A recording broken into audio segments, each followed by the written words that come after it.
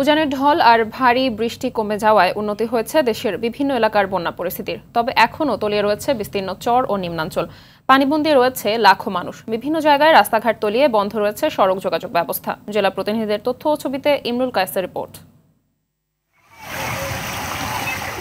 নদ নদীর পানি কমতে শুরু করলেও পুনরায় ভারী বৃষ্টিতে প্লাবিত হয় উত্তর ও উত্তর পূর্বাঞ্চল। তবে গেল কয়েকদিনে বৃষ্টি না হওয়ায় পরিস্থিতির কিছুটা উন্নতি হয়েছে।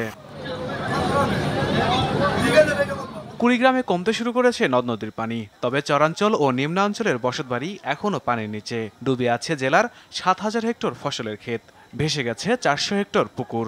এরকম পানির মধ্যে এবার এই আটা চলা করে হাত পায়ে ঘা হয়ে গেছে। হাঁস মুরগি ওই যে খয়ের হুমস্তা, খয়ের মধ্যে পানি উঠে মরে গেছে। খাওয়া নেই না থাকার হাত পায়ে ঘা হয়ে গেছে, গরু ছাগল মারা যাওয়া শেষ। বন্যা পরিস্থিতির উন্নতি হয়েছে গাইবান্ধায়। ব্রহ্মপুত্র নদের পানি 23 সেন্টিমিটার কমেছে।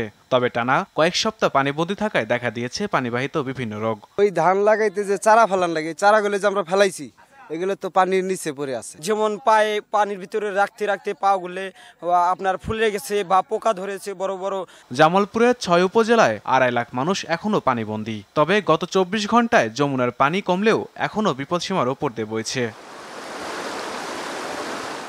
সিরাজগঞ্জ ও টাঙ্গাইলে যমুনা সহ বিভিন্ন নদ নদীর পানি কমেছে। তবে ভূঁইয়াপুর, কালিহাতী সহ টাঙ্গাইলের ৫ উপজেলার বিস্তীর্ণ এলাকা সপ্তাহ ধরে তলিয়ে থাকায় দুর্ভোগে রয়েছে কয়েক লাখ মানুষ।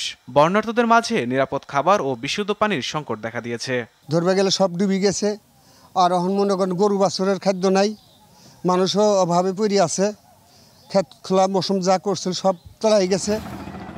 মৌলভীবাজার ও সুনামগঞ্জের নদীর পানি কমতে শুরু করলেও হাওর ও নিম্নাঞ্চলের রাস্তাঘাট তলিয়ে চলাচল বন্ধ রয়েছে। ইমরুল কায়েস, RTV।